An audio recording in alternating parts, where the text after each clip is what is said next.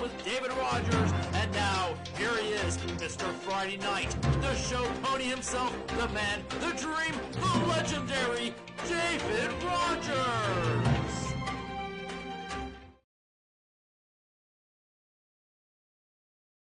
David Rodgers, creator and host of On the Spot with David Rodgers, bringing you another podcast live here from the studios in Stark, Florida, right here, better known as Harry Business. We have our own little studio in here. Dave's going to play his commercial, of course. So if you need a haircut, make sure you come over here and get you a haircut at Harry Business, the home of the $10 haircut. That's for sure. Welcome in again. My name is David Rodgers, creator and host.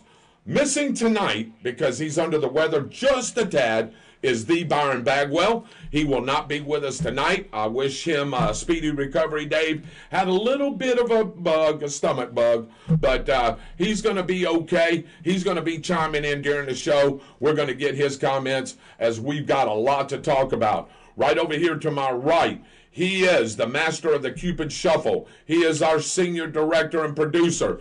He is the one and only, the dancing destroyer, Super Dave Holland. Say hello to everybody, David. Me? Yes, you. Hello, everybody. Hello, everybody. So, did you master the Cupid Shuffle yet? I got one half of it. You got a half of it. So, you need another 6 months to get the other half, and then you'll do it? Possibility. All right. That's a great possibility. Well, tonight, we would have Austin Stevens in the house, but Austin Stevens messaged me. He's got a prior commitment going on tonight, so he will not be able to be with us. But I do have the weather report, and I will be reading that out for sure. So I can tell you one thing it's damn hot, David. It is hot, man. My AC is just a kicking, isn't it? Beating it up. Yeah, so is mine, man. Mine don't ever think, it seems like it turns off. What do you usually have it set on? That's a great question, Dave. Great question. I don't know what other people, y'all can chime in and tell me what. I try to keep it at 72. Now, there's days where the heat index is 105, 106, and I have to kick it down a notch to 71, maybe 70. But I try not to go no lower than that. And a guy that services our air conditioners that where I work at New Millennium in Lake City told me that if you drop anything below 68, you're going to freeze up that air conditioning system. I believe that. And I believe it too, because it's happened. I've went into our break room. We try to keep it 69, something like that. And that shop door is opening in and out, so heat's coming in. Yeah. You know, heat's coming in from the outside and the shop. So I know at least 3 or 4 times that the guy has had to come in there and de-ice that thing down, clean it all up, because it's froze. And when it freezes, it just blows hot air, is all it's doing. The other day, and I'm sitting under a paddle fan, ceiling fan. Right. And the other day, I'm sitting there, and I'm noticing my arms are sweating. So I turn it down, and it was set on 71. Okay. That's not horrible. No, it's a nice, comfortable temperature for just sitting around the house and watching TV or whatever. Right. If you're not cooking. No. And so I kicked it down to 68. 60. Okay. I usually don't go any lower than that. Right. Period. Can I ask you what day that was? And I know all of them's been hot. Do you remember what day you did that on? The last two or 3 days ago. 2 or 3 days ago. So sometime over the weekend, Friday or Saturday or something? Yeah. Because every one of those days were hot. I'm thinking maybe Sunday. Okay, Sunday. Okay. So, yeah, because I think the heat index on Sunday was 105. Don't quote me on that. Austin Stevens, if he's on, he can comment on that. But I usually have it at 71, 72. Yeah. So when you go home and you after your show tonight and you go home, what will you set it on? 71, 72? I left to come to the show. Yeah. And I set it on 74. 74, okay, that's not bad. No, by the time we get home, it's going to be dark. Yep. It's not going to be quite as hot. And last night, it actually got kind of cool. Mine did after as the well. sun went down, and Yeah. that was really nice. And I'm leading up to something here, and that is, and Dave, I know you went through some things, and you told everybody a couple of weeks ago what's happened to you. And, you know, I hadn't been feeling well a couple of weeks ago, but I'm really feeling really good tonight. This is one of those nights, man, you caught me on a good night, you know what I mean? Yeah. Where I'm pumped up, I'm hyped up, I'm ready to go. Wish my buddy was here, Byron Bagwell. You know, Amen. you know, Mitchell Gunner. I probably should have called Mitchell to come on in and hang out with us. But I know Mitchell's doing his thing, and we'll talk about that here in a little bit. But, you know, over the weekend, and I didn't talk to you much, I think we sent each other a message of what was going on with the Iran and Israel deal, the 12-day war, as Trump called it, but now we're going into the 13th day. Yeah. So, and we'll talk about all that, the ceasefire that's been broken and all that. But I was out there I let my yard go because I wasn't feeling good. I didn't have no energy. I was like lethargic. And I told you this, and I've told, you know, me and Shirley talked about this a little bit, and I just said, I didn't have no energy. And I'm like, why? What's up? You know, I think it's a combination of things. I think it's the medicine that I take, some of it, and Shirley brought that up. They put me on a new medicine, not the metformin, but something else. It gives me cotton mouth. It gives me cotton mouth. That's the only thing. So I've been drinking water, and I'll be honest with you guys, I hardly ever drink water. People said, man, you need to drink some water. And I've been pounding the mess out of water and Gatorade, you know, chasing it to keep the electrolytes in my body. So about a month and a half ago, I weighed 253 pounds. I got on the scale. I took a shower today. Do you know what I weighed today? Can you tell a little bit that it's dropped a little bit? You can see it in my arms I'm too. going to say about 228. You hit it right on the head, David. Isn't that crazy? Yep, 228. And I never told you anything. I'm sitting at 228 today. Well, the only reason I'm saying that is because you look not 250, Right. but not 220. Or 210 or 215. Yeah, No. so I You sort of put something in the middle there. But yeah, I weigh 228 pounds, and Wow. And I can tell it. I can tell it in my arms. My arms is sort of thinned out. You can see it here. You know, I look back at a couple of shows, or well, actually 5 or 6 shows ago, where I was carrying that weight and my arms were a little bit bigger and everything. But all that water that I've been drinking, Amen. which I need to, but I can tell you, and I drink juice and other things too. But I can tell you, I have to go to the restroom like every 45 minutes. Well, if you could stay away from most of those juices Yep. and replace it with water, Yep. you're eliminating all that sugar Well, in those juices as well. Yeah, and that's probably why I'm going to the restroom so much, because I'm urinating all that stuff out of there. You know what I mean? And water is so pure that it goes through your system. Which is really good because all that water is going through your kidneys, Correct, which I'm keeping flushed. keeping them flush Yep, so that they can get that food and work better. absolutely. And it's just a medical or a mechanical thing. It's a mechanical organ. It needs to be flushed. If you don't flush it, it clogs like anything else, like your arteries or anything else. So if you don't change the oil in your car Yeah. and you just keep the same amount of oil in there, you're going to tear it up. Well, sure, you're going to tear it up, and You're going to burn it up. yeah, and we'll get back on that here in just a minute. But I hope that everybody, I just wanted to let everybody know that heat is horrible out there. Yes. And I don't care if you're 25 or if you're 85. It's going to hit you. It may hit older people a little differently, but it's going to hit you either way. And you can get bear caught out there. And I think Saturday, I think I almost got it because, you know, when you go to cut your yard, I want it to be dry. So when does it get dry? 12, 1, 2 o'clock. Guess what that is? That's the hottest part of the day. Hottest part. Hottest part of the day. And I was out there. And I would go out there for an hour and a half or so. And I'm like, man, I'm done. I have to come back in. Then I go back out there, do the same thing.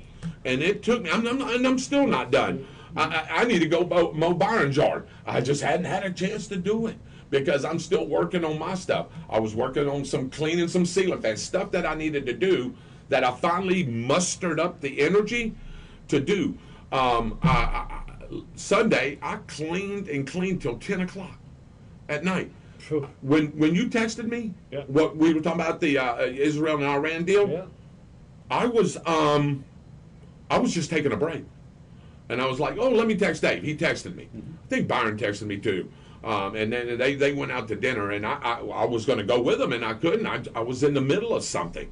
And I got to take my good days, probably like you do or anybody else does. I got to take my good days with the bad days, and the good days I need to keep busy. Today I came home.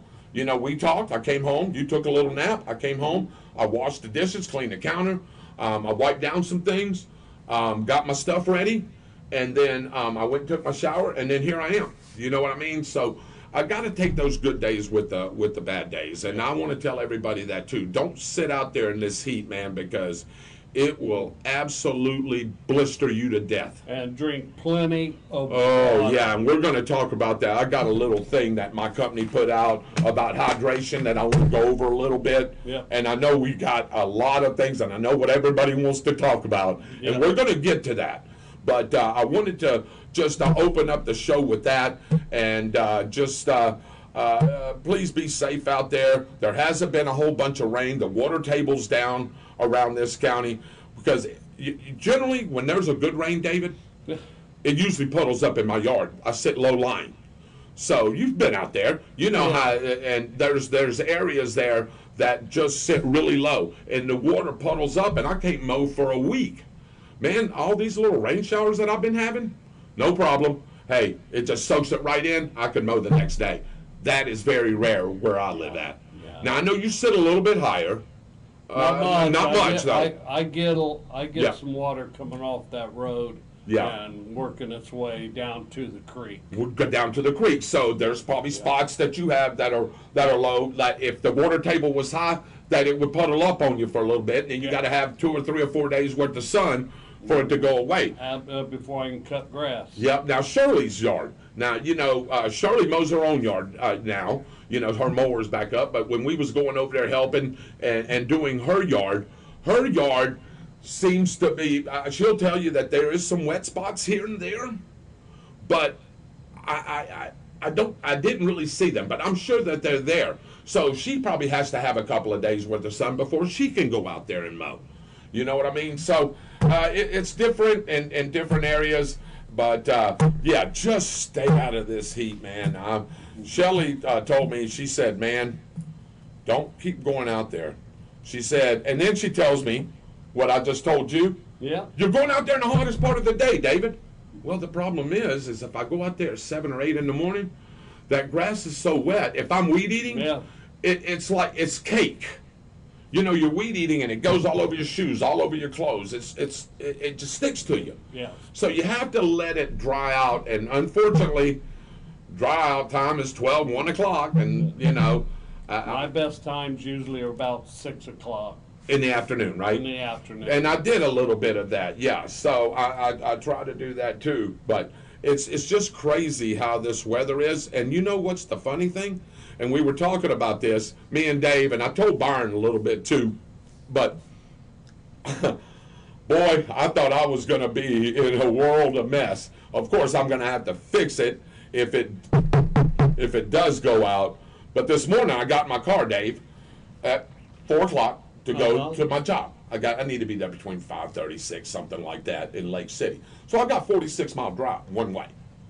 So I get in it, and I'm like, uh-oh. It's 71 degrees, and there was a little bit of a breeze. I turned the AC on, and I'm like, uh-oh, it's blowing hot air. Not hot, but it's not cold. It should be freezing me out at that point. You know what I mean? That time in the morning. It should be freezing me out, and it has been. So anyway, a couple of weeks ago, I had to go get that service because it was out of Freon. So a car, ladies and gentlemen, Dave will tell you too, Byron will tell you too, if you're running out of Freon, you've got a leak somewhere. It may be a small leak, it may be a big leak, but that's a contained unit. Yeah. So you should never, ever run out of Freon. So when I took it to Allen's Automotive, he put the tester on it. He said I had like 0.7 or something of Freon in there. He says, I'm surprised you even felt that it was getting cold in the mornings. He said, geez, no wonder you were burning up coming home. And I drove that thing for about a week. And I said, no, I can't stand this no more. I got to get that service. So I took it to him. He put the gauges on it, service it up, put that dye in there. You know what I mean? And, of course, it takes a different Freon than most other cars. It's that special Freon. And it's like $100 a pound. Oh, my God. $100 a pound, and I needed 1.5 pounds. On top of that little bit was $200 before I left out of there. Did Trump put a tariff on yeah, he did. Trump put that tariff on that stuff, but he told me now on my truck or an older vehicle where you put the R34 in, yeah, it's cheaper. I can get that service would have cost me $50 or $75 less, but it was just the type of Freon that car takes. So that's why it scared me today. So I was like, uh-oh. And I called you and I called Byron. I was like, man, I don't know if we're going to do the show tonight because I need to get this. I said, I am not driving this hot, ass car 46 miles, 2 ways, and be burning up coming home. Well, if you know what you're doing, you could put that Freon in yourself. Okay. But it's kind of tricky, I think. So you're absolutely right. On an older vehicle or a vehicle where you put R34 in, the standard Freon, yeah, you can do that. The problem is this one is a funny setup because the high and the low are sort of together. I had to have those gauges on there. He had to vacuum it down. He had to do all that stuff and then put that in there. So I'm like, okay, well, this has got to be a slow leak. I was hoping. And he said, man, it's, hopefully it's just a slow leak, man. You don't have to worry about it for a year or whatever. But then when I called, I was like, man, I know that thing is going to be hotter than Hades when I got in it. And, with the temperature being 95, 96, 97, I was like, oh, man. So I got in this thing, man, from work, and I was like, oh, this is going to be a miserable ride home. You know what I mean? Or to at least to them, because I was taking it straight to him because that was part of the service was if it did happen, take it to him because the dye that's in there would have told him where the leak's coming from. And we talked about that. Mm-hmm. So I get in it, in the parking lot, drive off, and I'm like, uh-oh, I feel a little cool air here. What's going on? And then all of a sudden, it kicked up, and I called you and I said, man, that was the nicest ride home I've had in a couple of, you know what I mean, since I've had that servicing. So, thank goodness I avoided that for now. But I'm assuming somewhere down the line, like you said, it's going to hit me and it's going to cost me. I hope not. I hope it's for a while. You know what I mean? That we're not having to do that. But again, welcome into On the Spot with David Rodgers. I am your creator and host, David Rodgers. No Mr. Byron Bagwell tonight as he's feeling under the weather. I do have the dancing destroyer himself, Super Dave Holland, monitoring the controls, bringing you all the beautiful pictures that you see. So I'm glad that he's here. I'm glad he's feeling better. No Austin Stevens tonight as he has a prior commitment. And, of course, Mitchell Gunner, you know what he's doing.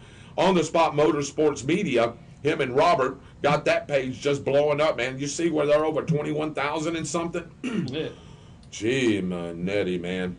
That is a lot of followers. Everybody loves racing. Everybody loves motors, like you said, any kind of motorsports, whether it's NHRA, NASCAR, dirt track, whatever the case, motorcycle, whatever the case may be. They love it. I sat at the house and watched Barrett Jackson all day long. Yep. Sell cars. Absolutely. Yep. Cars is a big thing here. And it's a big thing all over the world. Well, some of the prices that, they were getting for some of these cars was interesting. Yeah. Some of the cars were just absolutely beautiful for sure to see. So, that's the interest. Yeah. So, Dave, if you could do me a favor, I don't have my phone on because I've got a couple of things that I want to get to. Do you have any viewers? If you want to read some of those viewer comments, or at least pull it up for now, and then get ready. We're going to go ahead and start the show off, with what I just said, but we're going to do our prayer, our pledge, and our patriotic quote of the night. Everybody at home, please bow your head. Our righteous Heavenly Father, let us once thank again for a wonderful and glorious day you've given us, dear Lord. Thank you for this time that we can be together as we do another podcast, another show, and as we bring the information to all of our viewers and everybody that's watching, dear Lord, that they take that information and do what they see fit as they need to do with it, dear Lord. Thank you for letting us live in the greatest country in the world, dear Lord. That was proven over this weekend. I have no doubt about it, and I know you had your healing hand, your guiding hand, your touching hand on everything that went on this weekend, dear Lord. As our military, the greatest military in the world, nobody could have pulled off bombing those 3 nuclear sites, dear Lord, as they were ready to put up a nuclear weapon and missile to take out the little Satan, which is Israel, which is your people, dear Lord. And of course, the great Satan, which is us, and as that regime wants to cause harm to each and every one of us peace-living people, dear Lord. So thank you for letting that mission go as it needed to be went, dear Lord. It was just so magnificent to see the greatest armed forces in the world pull that off. Bless Donald Trump, President Donald Trump, and his staff as they created a brilliant plan, dear Lord, and keeping us safe. This is a safety thing, dear Lord. As like I said, if they would have created a nuclear weapon, dear Lord, you know that it was heading toward Israel or heading toward us. And, you know, at the end of the day, dear Lord, there's at least tranquility for now. Thank you for those just putting your guiding and touching hand on that, dear Lord. Thank you for all of our first responders, dear Lord, that need to keep their head on a swivel as we have terrorist cells here, dear Lord, that we don't even know anything about because of the abundance of people that come in here illegally, dear Lord. Just keep them safe, our police officers, our firefighters, our paramedics, our Homeland Security, anybody that's involved of keeping us safe, dear Lord. Please keep them under your protection. Let them go back home to their families, and that we hope that everything stays status quo and that you can make that happen, dear Lord. Touch their hearts, touch their souls, and tell them not to be doing those kind of terroristic things, dear Lord.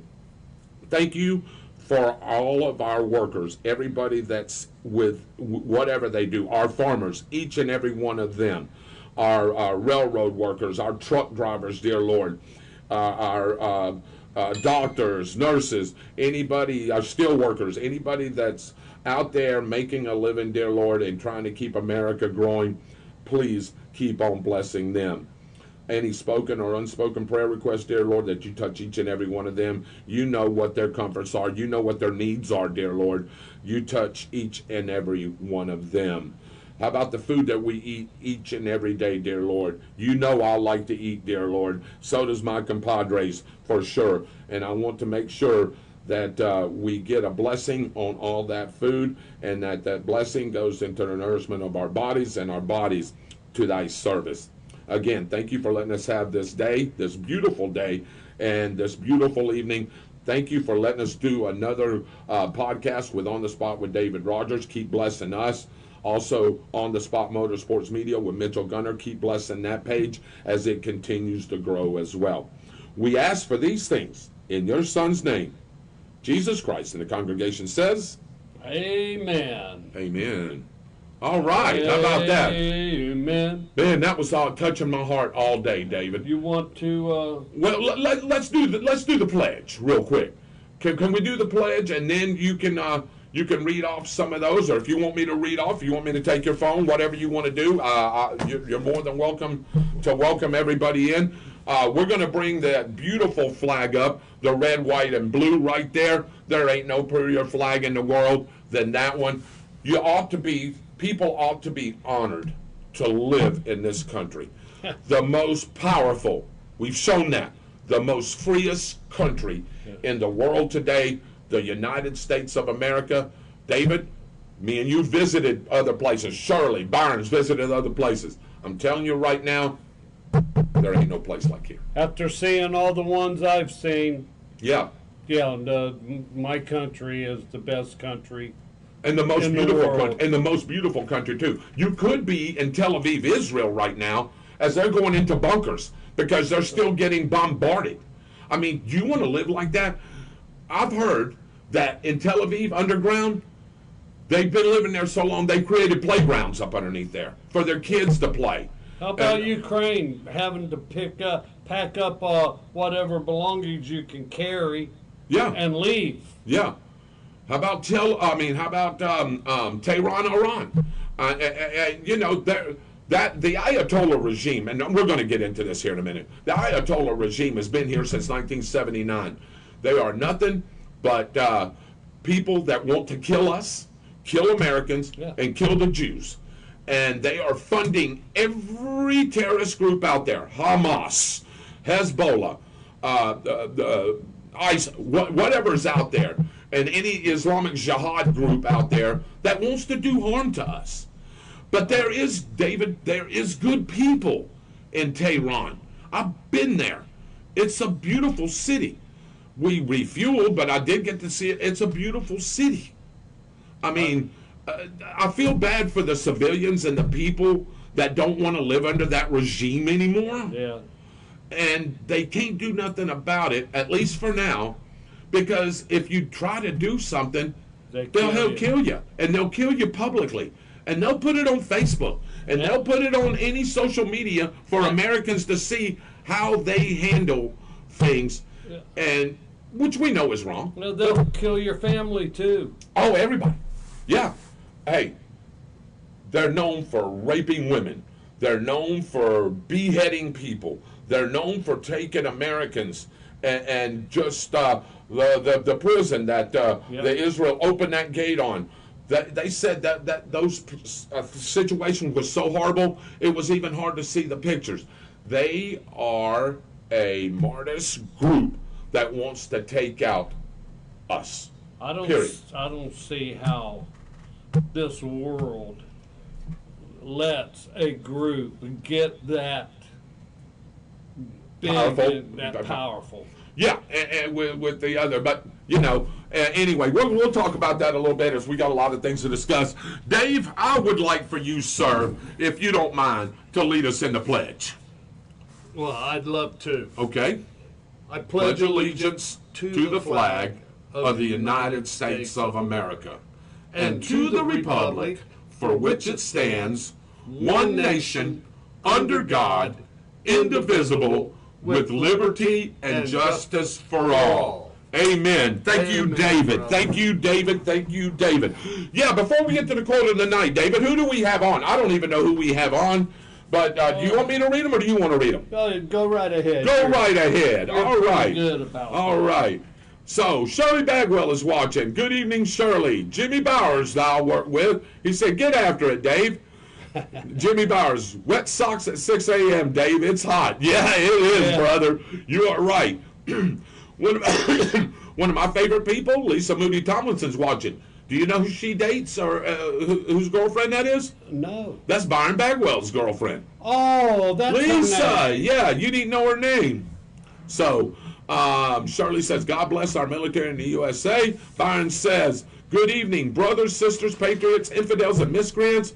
He said, Byron said, I would love to visit Israel, just not now. Absolutely correct. And that's just a few of the comments that's going on. I hope other people join in. Got a lot to talk about. All right. So, David, I've got the patriotic quotes of the night. Jimmy, I hope you're on Bowers and anybody else over at my job and anybody else that knows Dave, Byron, Shirley, hey, all of us. Join in, man. We've got a great show tonight. I wish my compadre was here because I'm sure that he would love to chime in, but he'll chime in. And then I'm going to get off and get on to that so I can see his comments. But If y'all don't know Byron, and I know most of you do, Byron is very sharp when it comes to the political realm. David, I don't think we can even well, not even that. I just that we can't. What's the word I'm trying to use here? There's no doubt about it. Let's put it that way. We know that he's sharp. He keeps up with it.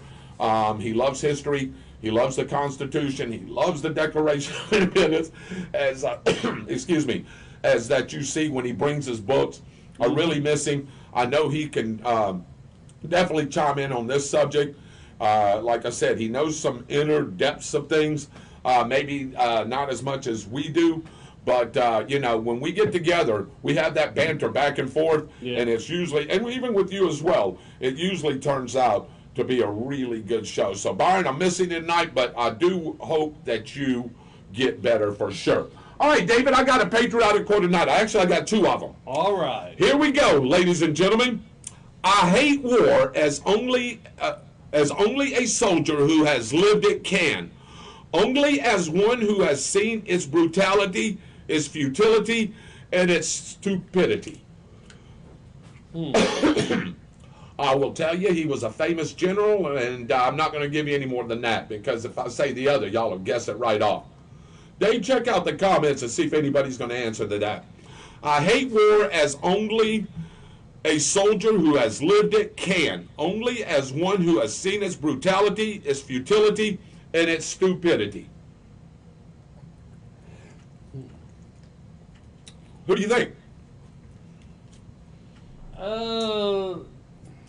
Ladies and gentlemen, you can chime in at any time. Again, welcome in On the Spot with David Rodgers. Creator knows David Rodgers here. My other host, Mr. Byron Bagwell, feeling under the weather today. Mr. Austin Stevens has another commitment, but Mr. Dave Holland, the Dancing Destroyer's here. Anybody take a guess, Dave? Do you see it anywhere yet? Not yet. Not yet. Okay. Eisenhower. Who said that? Byron. Byron, you cheated. That's exactly who it is. Dwight D. Eisenhower. I hate war as only a soldier has lived it can, only as one who has seen its brutality, its futility, and its stupidity. Nice job, Byron Bagwell, on that one. Shirley said MacArthur. Oh, that's a good guess, though. That's a good guess. That's a great guess, because... that was one of my guesses. Yeah, great job, Byron. All right, I got another one. I know not with what weapons World War III will be fought with, but World War IV will be fought with sticks and stones. Saying its demise, right? I know not with what weapons World War III will be fought with, but World War IV will be fought with sticks and stones. I will tell you that another general? No, I will tell you that he was a great scientist back in the day, and he has a lot of theology and things that he says. He's got a lot of famous quotes. So again, I can't give you no more. I know not with what weapons World War III will be fought, but World War IV will be fought with sticks and stones. Is anybody guessing on there? I wish I need to leave this over just a couple, because I've got a couple of things that I need to do. Let's see if anybody can guess that one. Yeah. Okay, you're going to give it to me, Dave? Is that what you're going to do? All right, let's see. MacArthur Scott Money says Neil Tyson deGrasse. Not a bad guess. So anybody else got one? I know not with what weapons World War III will be fought, but World War IV will be fought with sticks and stones. Again, I want to thank all you guys that are joining the show tonight. Really appreciate it. We've got some things that are coming up. Me, Byron, and Dave's going to talk about the show and how we're going to progress with it. Gotten a lot of ideas for some of our viewers, and some of the things that we're going to be hopefully sharing with you within the next few months. So I hope that y'all will continue to. I've heard this before. It's either Einstein or I have become Death Destroyer of Worlds. Byron Bagwell is all over it, dude. Einstein. Yep. Daggum, Byron. He said, I've heard this before. It's either Einstein or I have become death destroyer, excuse me, of worlds. So, yeah, Einstein. So we had Dwight D. Eisenhower and Albert Einstein. Again, let's move on. Thank you for tuning in. We've got a great show coming up for you. Want to go over some local things and some things that are going on. Just want to let you know, Iran, and we'll get into this, it's just a little subtitle. Iran breaks the ceasefire deal overnight, and Russia vows to support Iran. Russia better watch out who they support, period, because right now, I know that they put a big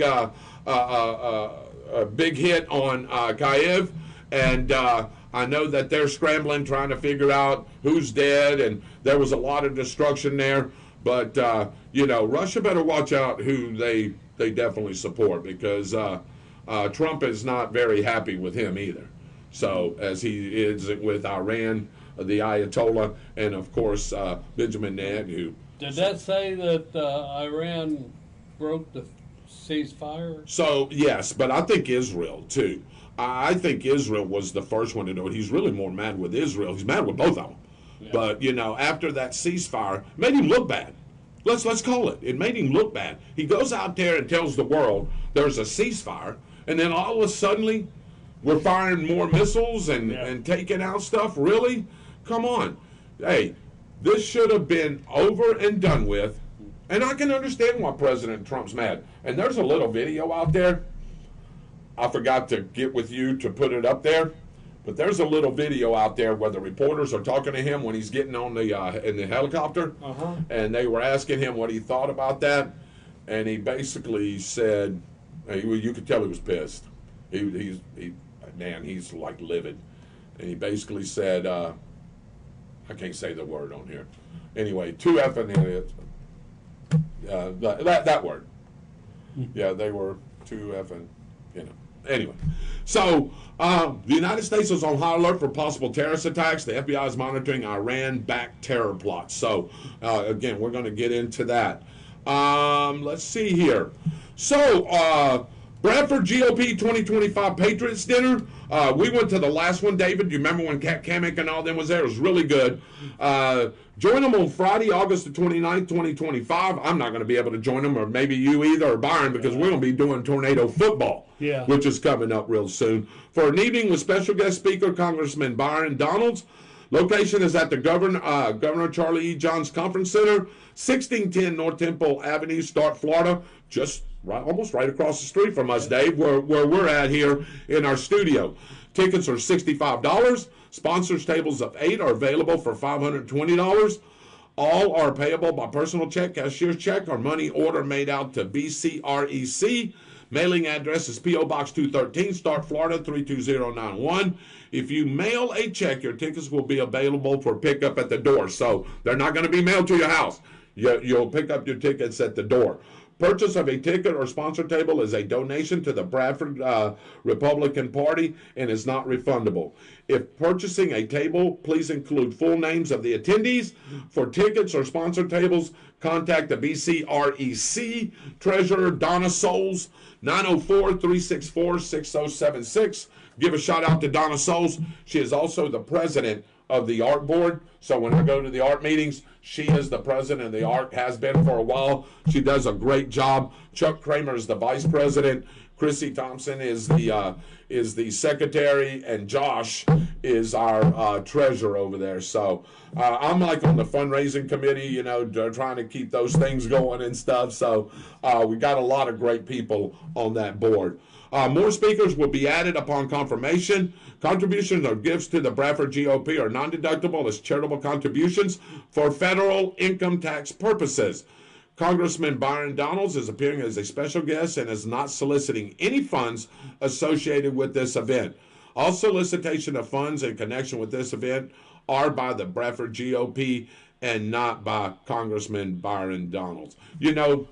It's a shame that you have to do that. We were talking about playing music, and and showing that video that you have to say, this is no part, you know what I mean? I'm not getting any kind of pay for doing this. You know, I'm not reproducing anything. You almost have to do like we do on our show, you know, at the first, you know, the show's solely intended for, you know, personal use. And, you know, I hate that you have to do that, but man, you got to. Or man, they shut you down, or they try to sue you. You know, this is a sue-happy country today, and you got to cover yourself. Every time I turn around, David, there's a lawsuit going here. Yep.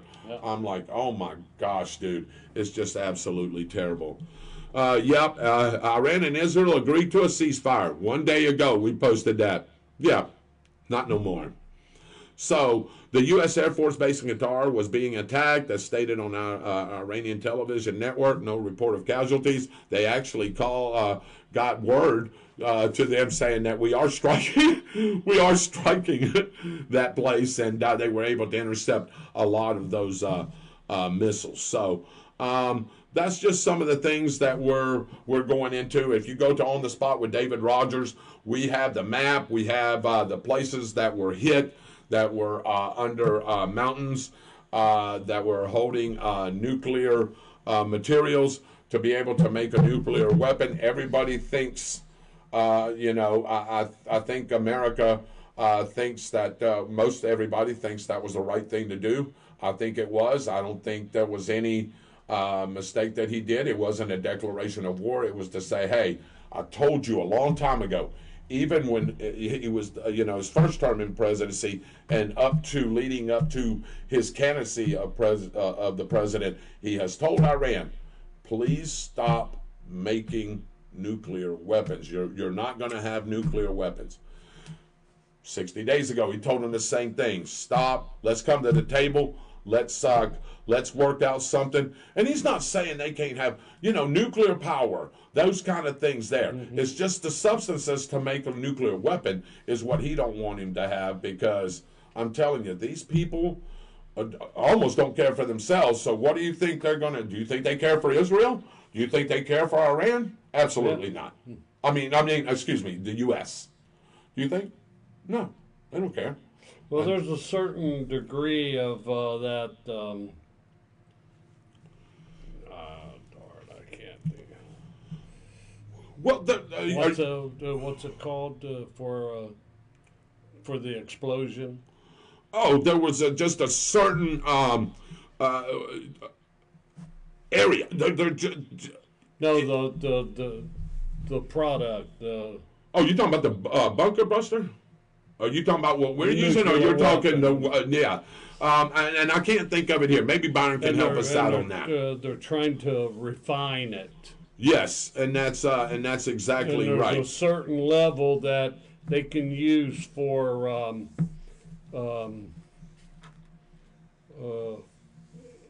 energy. Yeah. And then if they refine it more, then it gets into a nuclear bomb category. Yeah, and that's exactly right. And the enrichment stuff, I guess, is the way they sort of say it. We'll see what they say here. But again, welcome in. Byron, I did visit Israel. I think me and you talked about that. Dave, me and you talked about that as well. Mm-hmm. Back in 1991, I got to go visit Tel Aviv. The Israeli government, Israeli military was interested in buying and checking out our P3s. Back then it was a P3C. Now they're all the way up to P8s. But we was over there for a great week. It sits right there on the Med. There's a beach there. It's beautiful. We stayed in a hotel called the Dan Panorama. I don't even know if it's there anymore. It was a beautiful city. We got to go visit Jerusalem. We got to go visit Bethlehem. I seen the Wailing Wall. It was just gorgeous. It really. Good. Oh man, and they were so Americanized, David. There was a Pizza Hut there. There was a Subway there. There was a McDonald's there. They were very Americanized, and it was just a pretty place to be, a pretty place to see. And as Byron said, he would love to visit Israel. And you're probably going to have to wait a little while before you're able to do that, until there is absolute peace over there, because at any moment those that Ayatollah regime is so volatile, man, that they'll turn on you in a minute, man, and you never know what's coming from here or here. So it's really a shame that we're having to see this and go through this. Let's see. Oppenheimer, he said, was the other guess. That wouldn't have been bad. That was a pretty good guess. No, it shouldn't be over. Peace to radical Islam is only a break to rearm. Their military should be completely destroyed and their leaders should be removed. Then their people should govern themselves.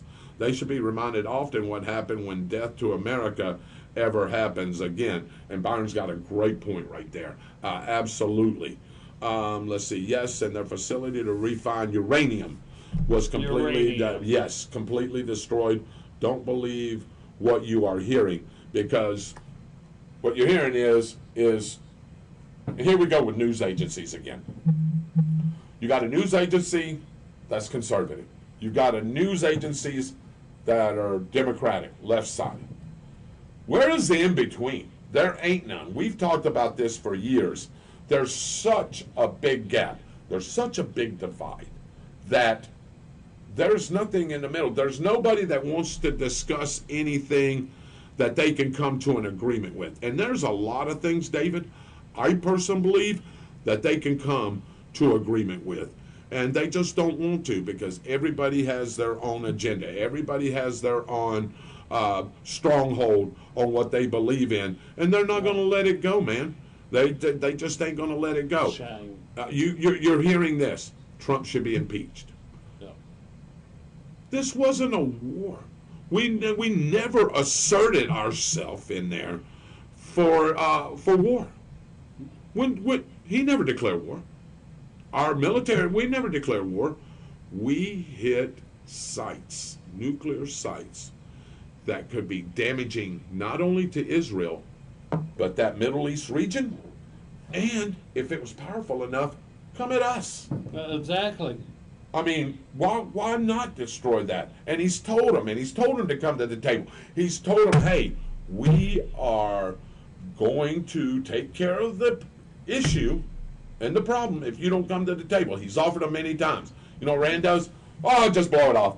Yeah, okay. If I tell you that I'm working on a nuclear weapon, or if I got a nuclear weapon set up, or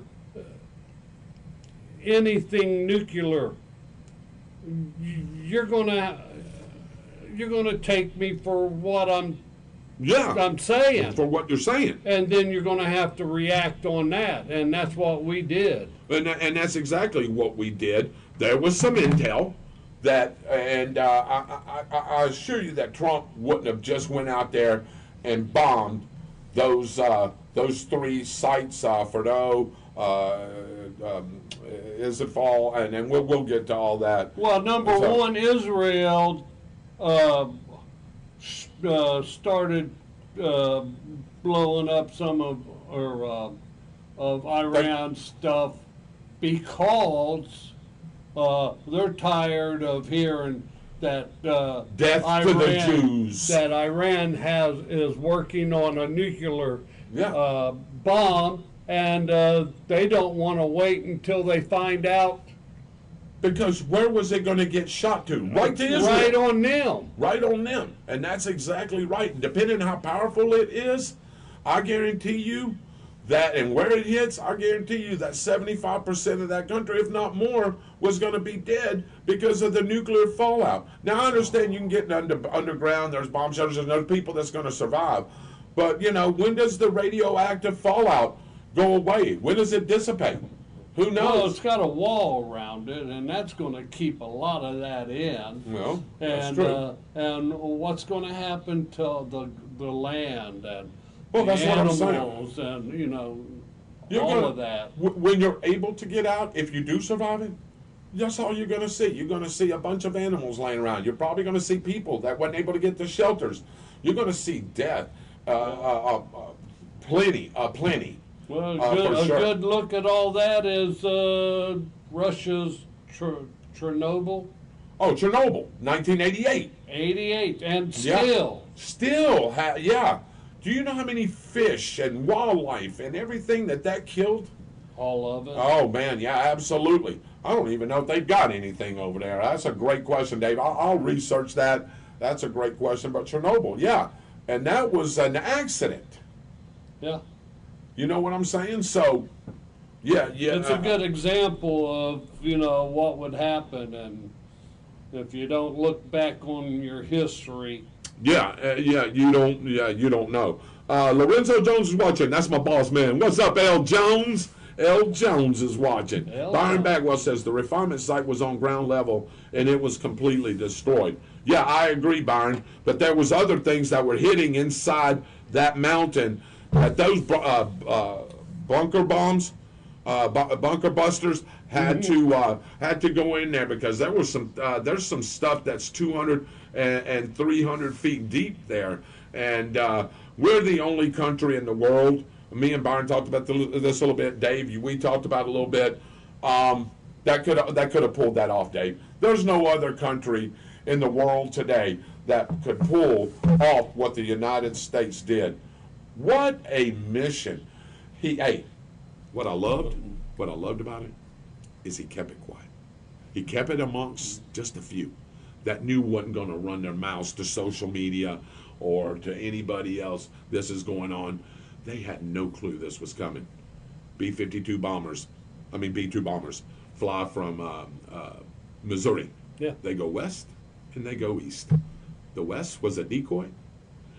You know what I'm saying? Mm-hmm. And then the east flew 37 hours over there. And it was so perfection, David. They even showed, you've seen all the pictures and all the videos. It was so perfect, dude, that, man. And they were doing this from 50,000 feet in the air. Jim and Eddie. Can you imagine if we have to really buckle down and go over to a country and have to blow them up, dropping bombs like that all through the country? Oh, man. Yeah. And go in there undetected. Do you know how much damage you can do in just a short period of time? You heard Trump. He says, hey, you don't want to follow the rules? We know where you are. We'll just start taking out your refineries. We'll start taking out your military bases. We'll start, and he said, we can do that with ease, is the way he said it. Yeah. He said, we can do that with ease. Byron says, Congress has to declare war. The Democrats are twisting that. That was not war. I agree. Just as I said, what I would have done could be considered it, though. I've had enough of a bunch of goat ropers. Without that refinement site, they can't enrich the uranium to make it weapons grade. It has to be enriched at the beginning and at the end of the process. That's exactly right, and that's exactly what we were talking about earlier. Being enriched. Being enriched, and that's exactly right. So, if that is the case, and everybody is still reporting, David, that is the case, do you know how far we've set them back? Unless, Byron, let me get your opinion on it. Now, before we made that strike, there was movement of trucks coming out of Fordo and Isfahan, and they were carrying something. And I don't know. Nobody's even come and questioned it, or got to the bottom of it. Could they have taken some of that uranium and went somewhere else and got enough of it to maybe at least make a bomb or a nuclear weapon or two? Who knows? You could have a dummy location. Correct. And an unsecure or another location. Yep. That nobody knows about. Yep. Go ahead and blow up that dummy location. You think we're okay now. Well, and like I said, who's to say that they didn't get a lot of that uranium out of there before we even bombed them? Yeah. Because again, there was movement. It could have been anything. They could be moving tractors or what? Who knows? You know what I'm saying? But who's to say that they didn't? That's why Israel came back, and when we blew up those two nuclear sites, they came back and they destroyed a lot of their aircraft, and they destroyed the roadways going to those facilities because they didn't want them, just in case, they didn't want them taking that uranium and anything else to make a nuclear weapon with out of there. And well, that's let me exactly, ask you this, Dave. Okay. You got a 30,000-pound bomb that goes on a nuclear manufacturing site. Okay. And you blow it up. Well, would that create an even bigger explosion with what you have there? So I'm glad you brought that point up, and Byron, you can chime in anytime. You remember, was it a day or 2 days before, they said there was a 5.7 magnitude earthquake? You remember over there? Do you remember reading that? Vaguely. Okay, so supposedly there was a 5.7 magnitude earthquake. I don't believe it was. I believe that they was testing something, and it caused that to act like it was an earthquake. I really do. I think they was testing some kind of bomb. I don't know if it was nuclear or, some kind of super ballistic missile or something like that. But I do believe that that's what people felt.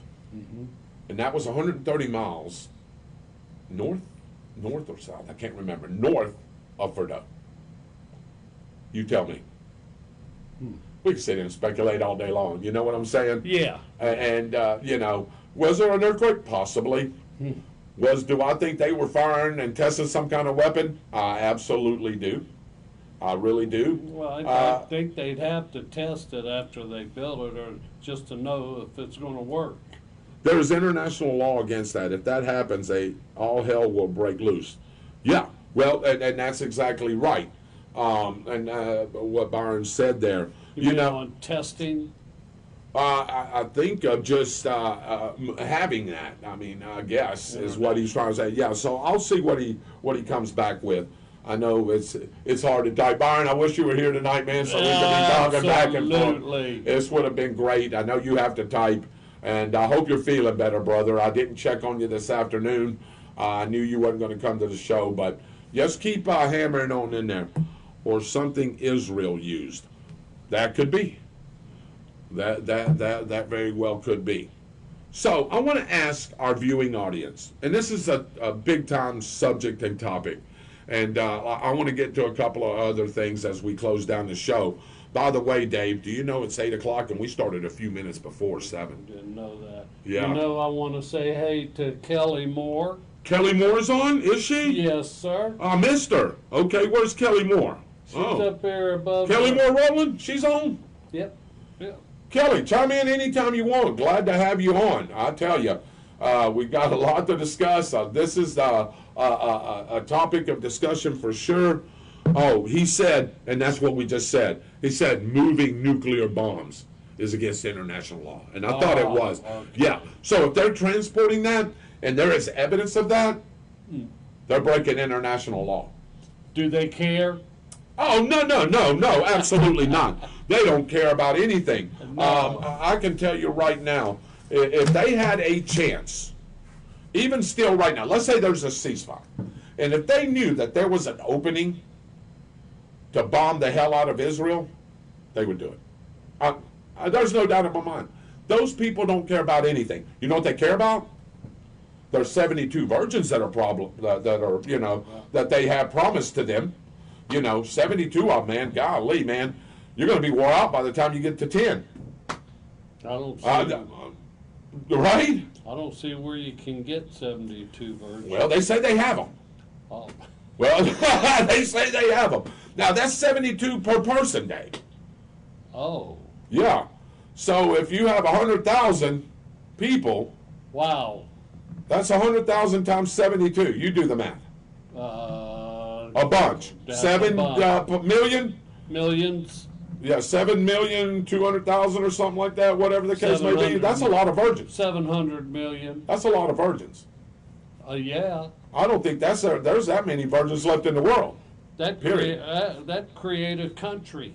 Boy, you ain't kidding.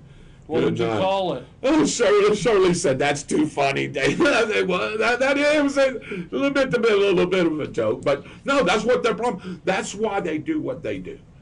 That's it, right there. It's it's Muhammad and his book.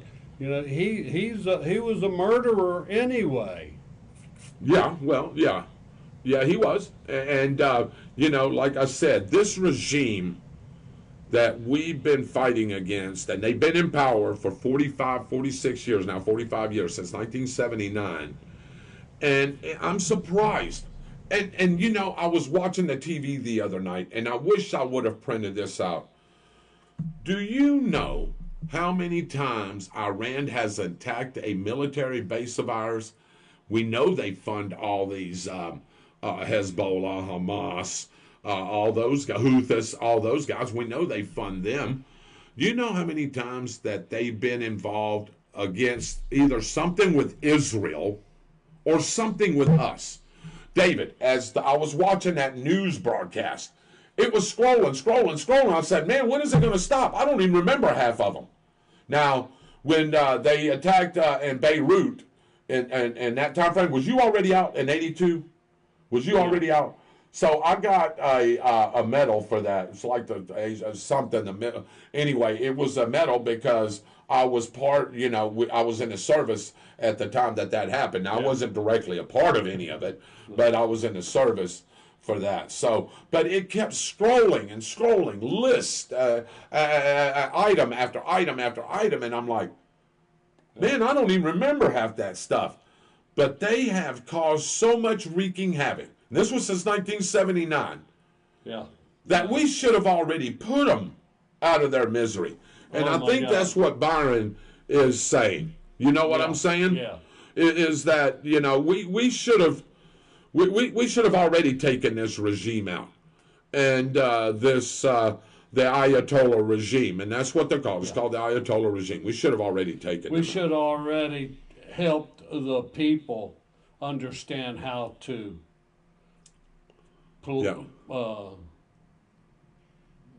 do it themselves. Well, yeah, and honestly, President Trump, I like to still use the formal.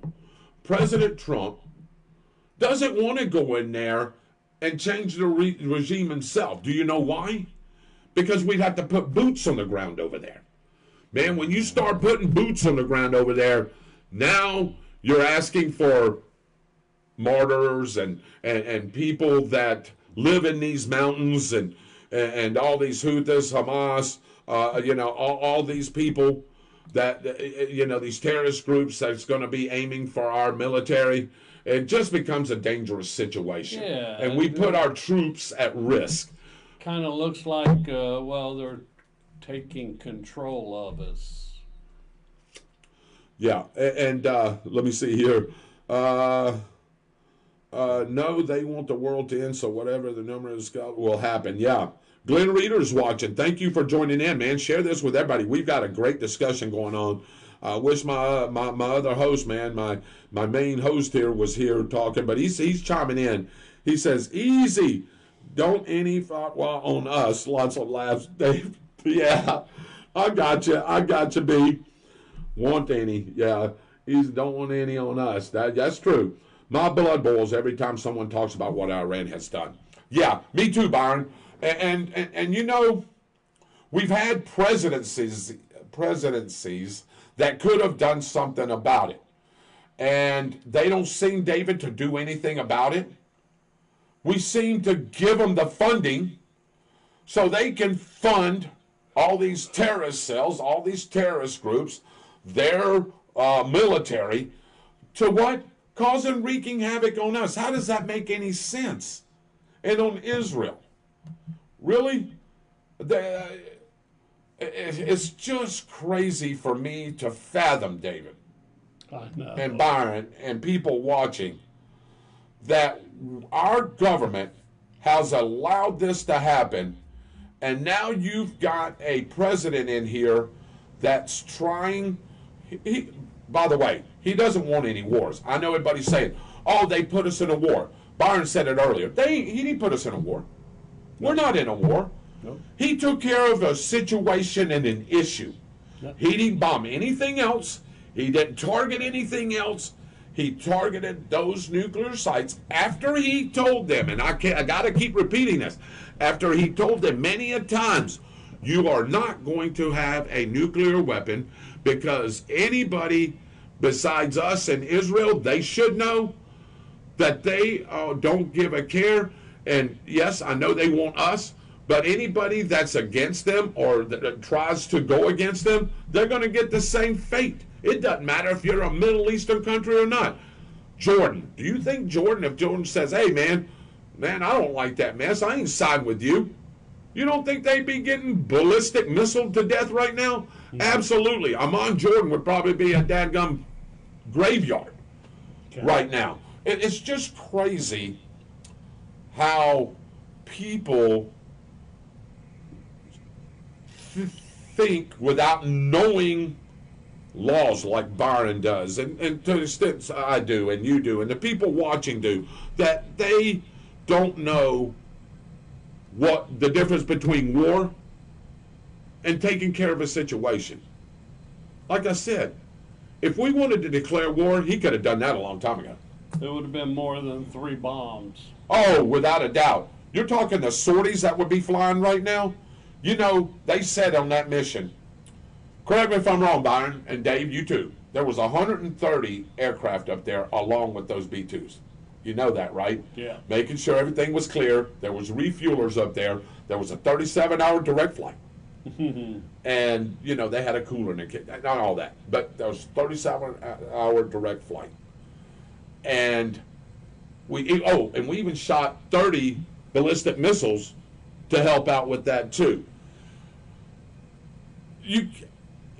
There was nothing else targeted. I keep trying to tell. I had a couple of my Democratic friends, man, we declared war.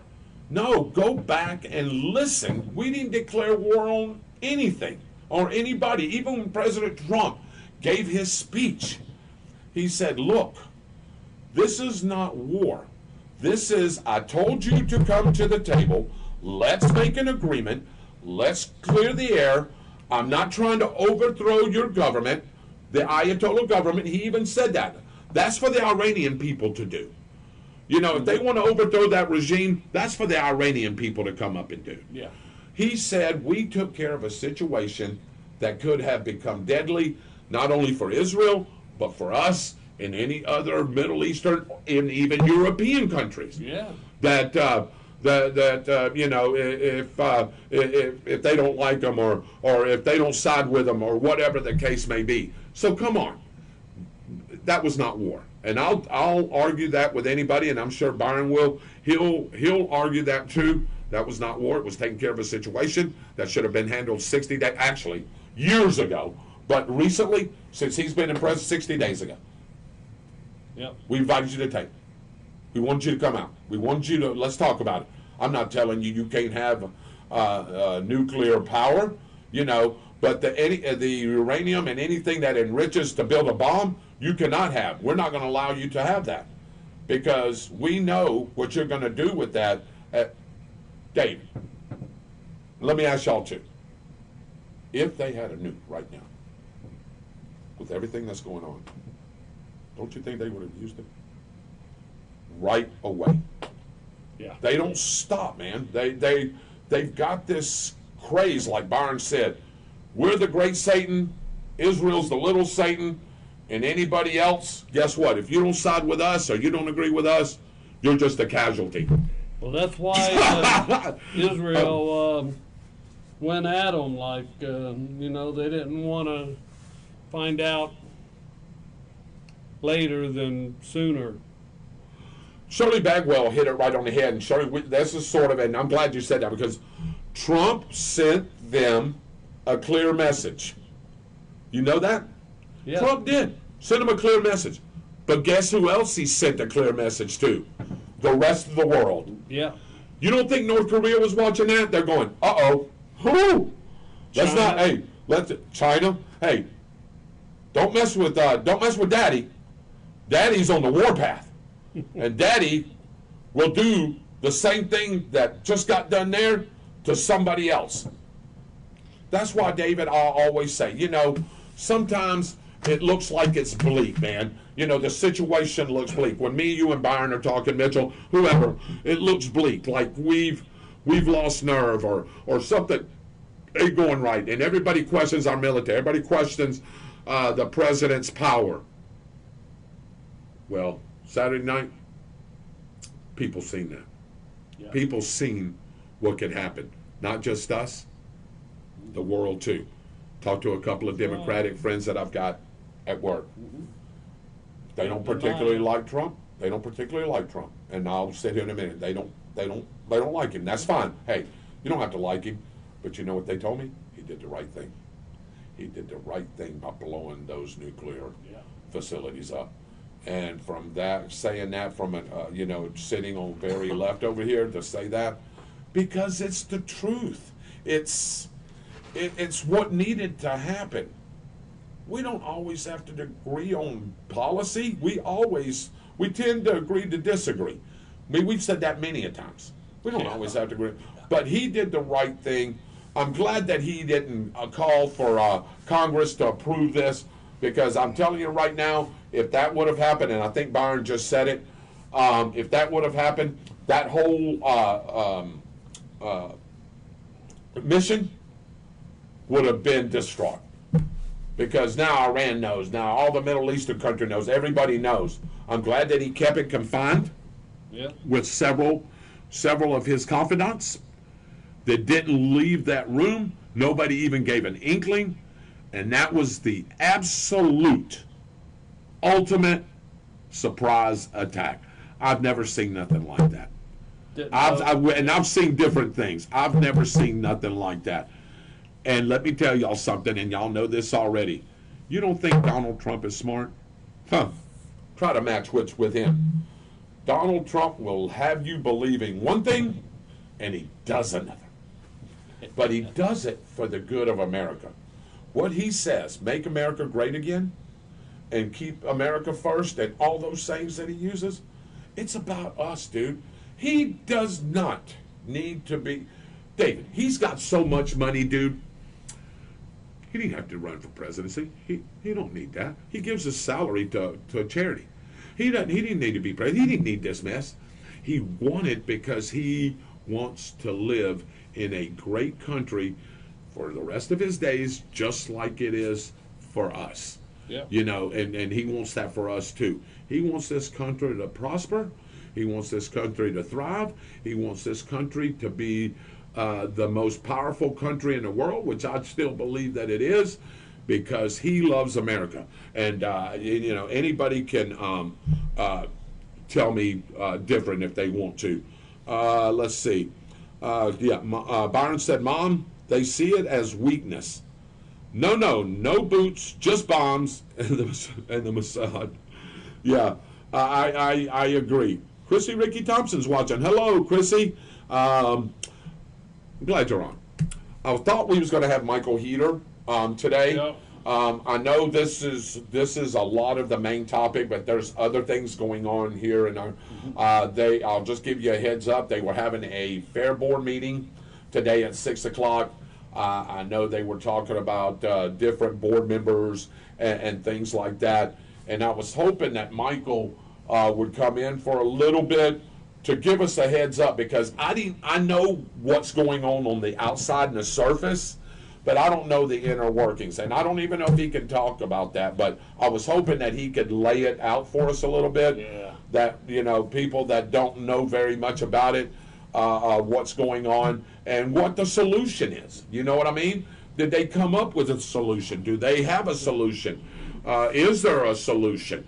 And I also wanted him to talk about too, maybe some other happenings within the city and the county.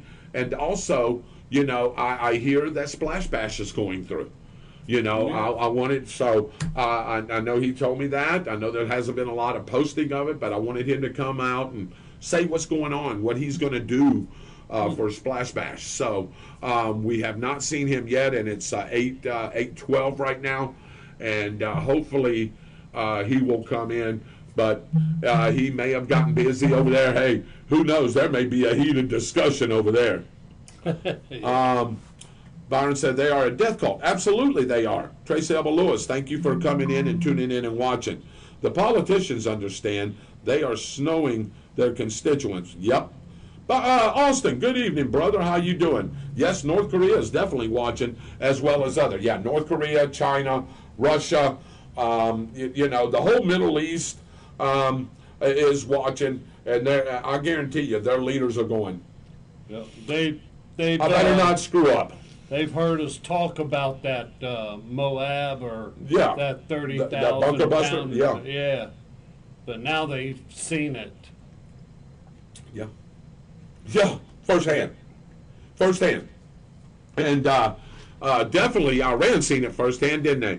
I don't know how many people were killed. I don't know if the numbers come out there. I don't know how many people died in that. I don't know how many was underground. I don't know if we got any of their militia or their militants in there. They're not going to tell us. And they're probably not going to, even if they do, they're not going to report the accurate number. Right. Because it depends what news outlet you watch or what social media outlet you watch or what YouTube you watch.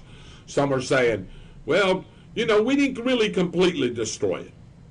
You know what I mean? Did we do as much damage as President Trump and his staff are saying? I think we did. Now, is it totally wiped out? I don't know. Are you going to get the full report on that? I don't know. But I know that he and Vance and Hegseth and all those guys, Raising Cane and all them is saying the same thing. So that's got to lead me, to believe that they damaged the mess out of those nuclear plants. Yeah. Do you agree? Everything any rebuilding is going to take years. So, yeah, and I'm glad you said that. Did I say this already? Even if they did, unless there's something that I don't know that's somewhere else, do you know how far we set them back? 20 to 30 years. Good. Yeah, guess what? I may not be here. You may not be here. But you set them back 20 or 30, I hope we are. Our grandkids will. Yeah, our kids and our grandkids. And they're going to see that. Mm-hmm. But you set Iran back 20 or 30 years. Just what you did on Saturday night. That's crazy, isn't it? Now, again, is there some stuff somewhere else that we don't know about? Yeah, there could possibly be. We don't know. Yeah, Russia and China. Could Russia be sending them stuff? I want to get into that a little bit too. So, question, what would Iran do if they did what we did to them? Would they complete the job? Absolutely. Yeah, absolutely. I think so. Yeah. You're talking with the current regime, right, Byron? With the Ayatollah regime and the Iranian militia? I think so. Their ability to enrich uranium is destroyed.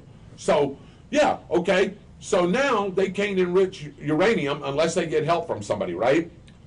They're going to have to rebuild that. Again, 20 to 30 years. That was the setback. That's the number that I'm hearing. Yeah, but who's to say that they don't have a even more secret location to enrich uranium? Well, I hope that Israel, the Mossad, and their intelligence agencies, along with ours, has gotten that kind of a report. But you don't know, man. There is so many. That's a mountainous region over there. You don't know what they have. And I don't know if there's equipment that can see way down 200 feet, 250 feet. Maybe there is. I don't know. Some kind of satellite. But you're right. Who's to say? How deep does that 250 feet. 250 feet. And upwards of, I think, 3 is what I've heard. So, and supposedly where that uranium was and some of those missile heads and stuff were right around that deal, about 200 feet. It's kind of like a football field. Yeah, almost. Yep. So, well, let's see, 200 feet divided by 3, let's see, what does that come out to? 50, 60, 70? Yep, 70 yards. 70 yards down. Yep.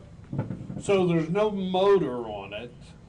It's just a free-falling bomb that reaches some 800 miles an hour. Yep. by time it hits the ground. So, the way I gathered and the way I think you've seen, everybody's seen it. Byron, you can help explain too. Mitchell, if you're on. So, these B-2s were carrying the bunker buster, like I like to call it. Yeah. And then they were also carrying a missile. So what happens is they fired the missile first. Boom. Opens up that ground in that hole. Then they send Big Daddy Warhead, or Big Daddy Bad Boy. That's not a warhead, Bad Boy. Down, and it goes right into that hole, and it just... Deeper. Yeah. So that missile opened up the hole, and then that bunker buster went right inside that hole, and with as much force and the penetration as that had, yep. And with all the jet planes around them, ain't nothing gonna even touch them. Hey, it amazes me, dude. It amazes me. Guys, and y'all chime in here, and I'm glad y'all joined in. Welcome to On the Spot with David Rodgers. We're looking at 8:20 Eastern Time, right here in beautiful Start, Florida. No Byron Bagwell tonight. He is chiming in. Byron, let me know if you're feeling better. Me and Dave. No Austin Stevens, because Austin had another commitment that he had to do. But me and Dave Holland is here, and we're trying to bring the information as best as we can, which most people know. We're just getting into it a little deeper. You know what I mean, Dave? Yeah. And so chime in if you anybody, just not Byron. Anybody that wants to chime in, please chime in. So Byron said, yeah, their enrichment uranium is destroyed for sure. They would either have to ship it in or out to have that done. International law violations for both countries and war. But you know what, Byron, let me ask you this. Shirley, Lisa, Kelly, do you think the Iranian government right now gives a rat's ass? They don't care about breaking international law. They've already done it. By those bombs that they sent to Beersheba, to that hospital, and to those neighborhoods in Tel Aviv and again in Beersheba, they're just firing missiles. There is no accuracy in the targets, David, that they are looking for. You know what I mean? Yeah. They are just sending ballistic missiles, and they hope that they hit something. So you tell me who's breaking international law, Geneva Convention codes. Who's doing that? They are. At least Israel, and even with us when we did that, at least is hitting precise targets, what they want to hit. They're hitting their military bases. They're hitting their aircraft. They're hitting their airstrips. They're anything that's got weapons, ballistic missiles, they're hitting that. At least, David, they are targeting specific places that can demise their capability of continuing this war with Israel. Right? What do you think? I think so. Yeah. So, Dave, are you pulling up something, Dave? No. Oh, what you got there? My buddy Dave. Oh, God, I love him. Look at there. I didn't know what you was doing. I'm not sure that's what they see. Oh, okay. So you just wanted to make sure. I got you. I got you. Hey, whatever you think, Dave. Me and Dave, man, we have some fun here. Byron says, Moab doesn't explode on impact. Its body burrows in the ground and then explodes at a certain depth. Yep. But Byron, they had to shoot a missile first to open up that hole so Moab can get in there and do its thing. Robert McGee, good evening, brother. We are sitting here at the 8:22 hour Eastern Time talking about the Iran and Israel war. It's not even a conflict anymore. It is a war. We thought we had a peace agreement. And guess what, Dave? What? Nope. No peace agreement. Nope. And President Trump, in so many words, said that. Yep. Yeah. He used the F word today. And I can't use it here, but he used the F word. He's mad. You can use the F word. Yeah, well, just F word. Yeah. I can't say what the F word really is. So anyway, I would like to use it. But man, he is furious, dude. He is furious. You know what happens when you make Daddy Trump mad? He usually comes back with something, and he usually does it in a big way. J.D. Vance told Fox News, Brett Baer yesterday, you don't want to poke that bear. President Trump. No. Uh-oh. Hello. Are we off air? No. Oh, okay. You said, anyway, so, no, they don't care. They also don't care if they kill their own. That's exactly right, Shirley. They will execute their own in public. If you are against the regime and against that militant group, yeah, they will do it publicly. I've seen it. You have seen it. Everybody has seen it on social media where they will just behead somebody and not even worry about it. You know what I'm saying? They will just take and show it, and that puts a fear factor in the regular civilian people that's in Iran and in other places. Like, you come messing with us, this is what you're going to get, type deal. Yeah. So, you know, but yeah, I think, and I'm going to go over a few notes on that. Let me see here. While the world can't learn from history is beyond me. They want the end of the world. Give them the end of theirs. Absolutely. Byron, you laughed at me when I said it. Yeah, they want the end of the world, man, because they're going to get 72 virgins when they go to their heaven, whatever that is. You know, so it is what it is. But I've got a little, Dave, I've got a little timeline right here, I think, somewhere here that I want to read on just a little bit here. So, ladies and gentlemen, I'm going to give you just a little bit of a read here. Chime in anytime you want. U.S. Iran-Israel timeline from Israeli attack to Iran's retaliation. U.S. bombing and ceasefire. Days after the United States bombed 3 Iranian nuclear sites, a fragile ceasefire between Tehran and Israel hangs in the balance. Well, we know that doesn't hang in the balance anymore. That is absolutely done unless there's something that has been breaking that we don't know. So if y'all are watching the news, ladies and gentlemen, and if there's something that's breaking, please let us know, because we definitely want to report it. The long smoldering conflict hit the flashpoint when Israel's surprise June 12th attack against Iran and targeted assassination of Iranian leadership. The sequence of events that followed has left hundreds reported killed and the United States at risk of being dragged further into the war. And right now, we are not dragged into the war. We're actually trying to be the peacekeeper. Donald Trump, along with Qatar's prime minister, is trying to have a ceasefire here. And obviously, those two countries are like, no, we're just going to continue to go. So hopefully there's some breaking news later on. The map below is based on assessments from the Critical Threats Project, CTP, at the American Enterprise Institute and Institute of the Study of Wars. It shows confirmed Israeli strikes reported, airstrikes reported of explosions with footage, and reports of explosion without footage. The data is collected from sources including geological visual evidence and opposition, local and international media. So there's different media outlets and things like that. So as all y'all know, this war, David, started June 12th, 13th, as Israel conducted the first strikes of an air campaign targeting Iran's nuclear program and leadership. That happened at 8 Eastern on that day, according to the CTP and the American Enterprise Institute Study of War, which is the ISW.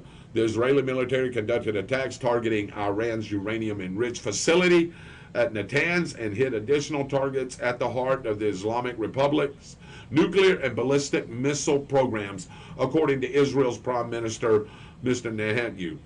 The surprise attacks killed nearly the entire top echelon of Iran's military commanders, according to Reuters' report. The Prime Minister said that Iran's leading nuclear scientists were also targets in the attack.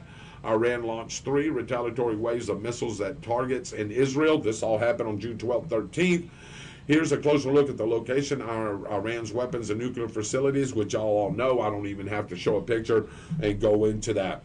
Now, on June the 14th, after Iran fired back, the Israeli military struck an unspecified underground weapons facility in western Iran.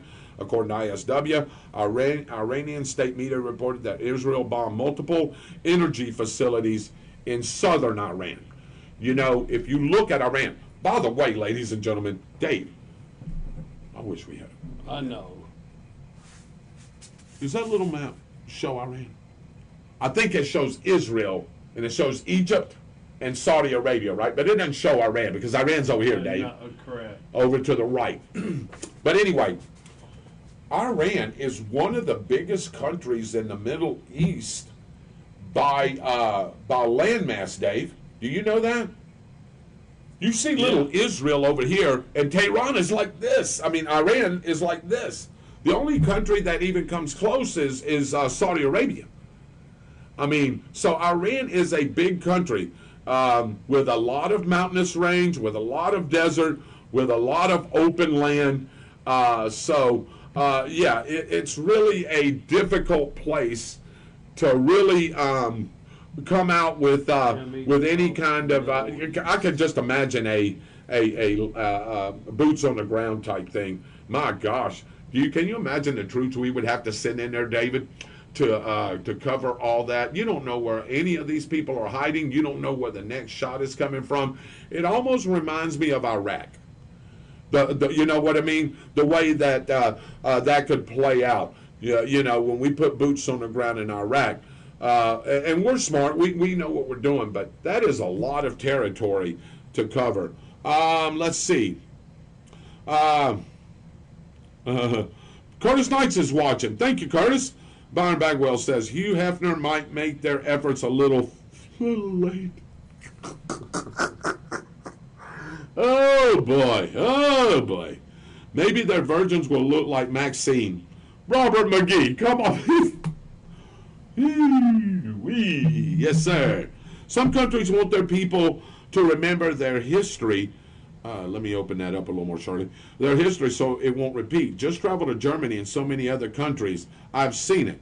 Yeah, well, here's the problem, Charlie, and you're exactly right. But, you know, even in our country here, and I know President Trump's trying to fix a lot of this. You remember when all that rebellion went on about, let's change the name of schools because it had some kind of Southern Civil War name to it. Robert E. Lee High School. Come on, man, really? It's Lee High School. It's Robert E. Lee High School. Taking down monuments of the Confederacy. Come on, man. You've gone a little too far here. And like Shirley says, those statues are there not to inflict any more pain, if that's what you think has happened to you, any more pain on how you feel. It's to remind us not to do that again. And I don't know how many times me and Byron has said this in our conversations. Charlie, but you're exactly right. That is funny, Robert, but I love it. Nah, that's true. The ceasefires is back on after Trump's scolding today. Really? Okay, so we got some news, David. The ceasefires are back on. Okay. After Trump scolded the prime minister and probably Ayatollah over there and said, hey, y'all made me look bad in front of the damn world. I told them there was a ceasefire and y'all keep firing missiles? Okay.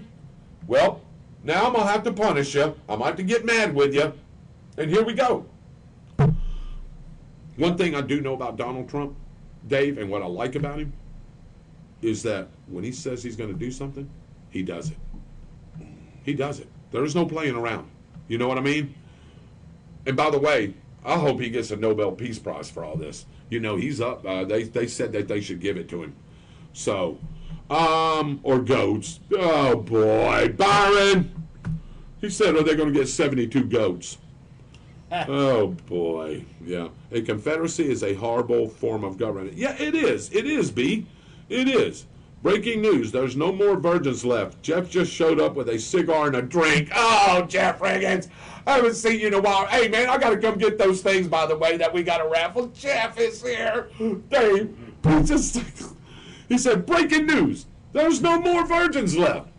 Jeff just showed up with a cigar and a drink. Yeah, Dave, do you got that up for the people to see? If you need it, yeah. Yeah, I just want to show, in comparison, how big Israel is to Iran. The only person that's got a little more landmass than them is Saudi Arabia, as y'all can see. That? You can if you want. I just want people to see what everybody's dealing with over there in the Middle East. It's not the most beautiful land in the world. It's very rugged. It's very deserty. They hardly get any rain. It's always hot. They in the mountains, of course, it's cold and stuff. So the climate ain't very conducive. But you can see how big Iran is. Pull up Israel over here, Dave. Right there by Turkey. That's just that little thin piece right there. Can you imagine, dude, how why Iran it would be so hard and difficult to take boots on the ground with? There's just so much land. I mean, where do you go? I mean, do you hit spots? I mean, it's really crazy. But, Iraq's a pretty big country. But look at Israel. Israel ain't that big. Syria's bigger than Israel. Just a speck compared It's a to speck. Iran. Yep. Now, well, they are our allies, and they always will be. There are eyes and ears over in the Middle East. There are peacekeepers over there, or try to be. And, and it is what it is, and it's always going to be like that. I know Trump's mad with them right now, but at the end of the day, yeah, that's a great picture right there, David. You see Turkey right there, and Syria, there's Lebanon over there. There's Egypt. You see Iran, how big they are. Saudi right below Iraq. I mean, it's a big country, and like you said, did we get everything? Do we know what everything is at? I don't think so. And if we do, don't you think we would have blown it up by now? Right? I think we would have. So, careful. You never know what is underneath those. Oh, boy, yeah. Trump wouldn't do boots. I agree with you, Shirley. I don't think so. First of all, as I've said over and over in this in this show, on this show, Trump don't want a war, period. He's trying to end the one in Ukraine and Russia, and then now Israel and Iran is going at it. You heard the latest, right? China really wants to intensify their pressure on taking over Taiwan, and don't be surprised that North Korea wants to put it up South Korea's rear end. I mean, there's all kinds of things going on, and the problem is those countries that I've named has got nuclear capabilities. Yeah. I mean, if North Korea wanted to fire a nuke right now, they could. China, same way.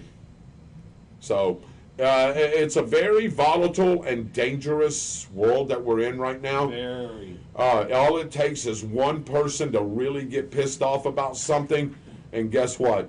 All they got to do is push the button, man, and just hope. Guess what, Dave? Just hope it ain't coming to your country. You know what I mean? And so it's like I said, man. Is there peacekeeping capabilities? I think so.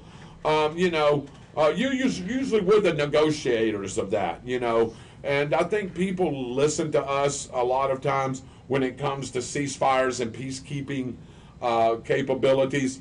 So, I mean, we'll see what happens. 8:35 Eastern time here in beautiful Start, Florida. David Rodgers, the missing Byron Bagwell, the missing Austin Stevens, and I've got Dave Holland here with me. We are talking Iran and Israel.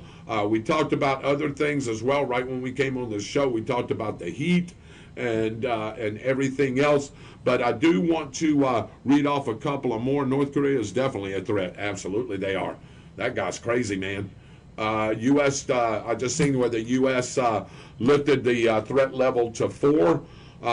Again, I want to talk before I get to a couple other things before I close out the show, because I wanted to get a couple of local things, which I did earlier, but I want to pop in a couple of more. July the 4th is right around the corner. Of course, everybody knows that's Independence Day. We celebrate that. The love of our country, the red, white, and blue. And there's a lot of festivities. There's a lot of things going on, not just in in country towns and small towns across the USA, but things going on in bigger towns.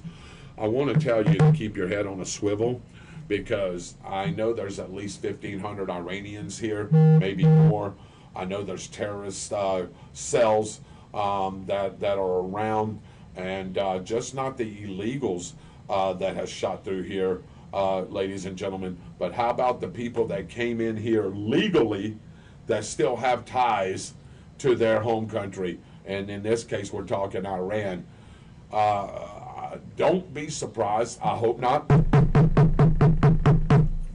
that there's attacks that's going to happen on July the 4th. I think you may see some things. You've heard our government officials, you've heard our Homeland Security people say, keep your head on a swivel, because there could be some kind of major attacks. And if the Ayatollah is truthful of what he's saying, he said it's going to be unlike of what you've seen. You know what I mean? So, there could be multiple bombs going off in multiple cities. I don't know if they would do it by air, because I think our air defense is good and we would detect that. But things on the ground, that they can plant a bomb anywhere. You can't watch everything all the time. You've got your police officers, our first responders, everybody out there looking for these kind of threats, man. But, David, you're not going to catch every threat. No. You're not. Something's going to slip by, and there's opportune times for this to happen. So just if you're out there doing something on July the 4th, and we'll have another show before July the 4th comes, just keep your head on a swivel, especially if you're going to these bigger cities. Again, it could happen in a small town too, maybe not so much here and in some smaller towns, but just be careful, because they're out there wanting to hurt and kill and maim you. And they will do it for their cause, what they believe in. And again, just keep your head on a swivel. Arlene Morehouse is watching. Thank you, Arlene, for coming on. Really appreciate it. You can go back and watch the show. Austin Stevens will have the show up by 7 o'clock tomorrow night. He usually gets us up early on YouTube. If you don't have Facebook, if you do have Facebook, you can go back and watch the show right away after we're done. It's 8:40 Eastern Time, Dave. I want to start closing the show down. I didn't get to a lot of this. I'll stop right here.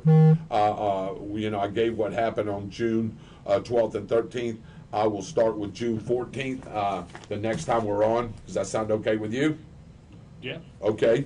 So anyway, just a couple of local things I wanted to tell you about. Again, I don't think we're going to have Michael Heater. I think that meeting went a little too long over there, possibly, and they're probably talking about different things. But I want to turn you on to something, Dave, if you could. I wish.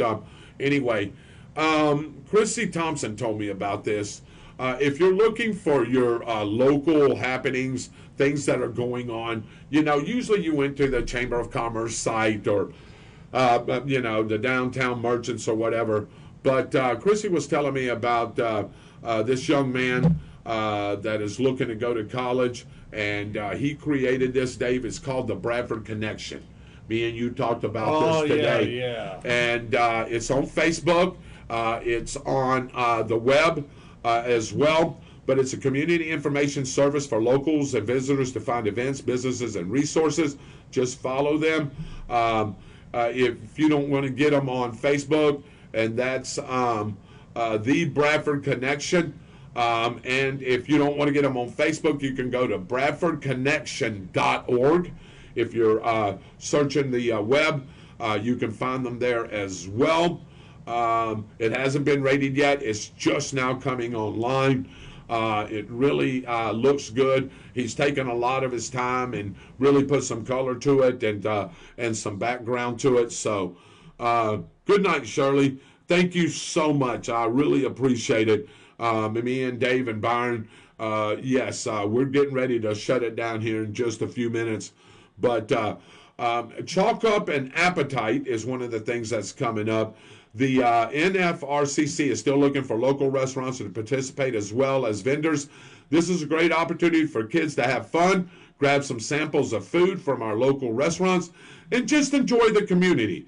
If you're interested in helping with the event or would like to include your restaurant or would like to be a vendor, please contact Pam Whittle at the Chamber in Start, 904-964-5278, 100 East Call Street, Start, Florida, 32091. It's called Chalk Up an Appetite, and that's Friday, July the 18th from 4 to 7 on Call Street. You need to bring your own chalk. You need to bring an appetite. Taste all the great food in Bradford County. So that's coming up. It's here. Go read all about the Start Downtown Merchants, how they help the community, and what you can do to help them. So check out the Start Downtown Merchants. Working on a new spotlight article about our newest sponsor, the Start Downtown Merchants. Be on the lookout for their website. It should be good, and that's coming soon. Attention Bradford County business organizations. If you are a local business or organization within Bradford County and have news or upcoming events you'd like to share with the community, send them the info. All submissions need to be received by 10 p.m. on Saturday for publication on the website and Facebook page so you can get it on the following week. This is a weekly occurrence, a reminder, set a reminder in your phone. All information should be sent to admin Dave at bradfordconnection.org. Here we go. Job alert. Look at here. You know who's put that out, Dave? Sheriff Gordon Smith. You know him?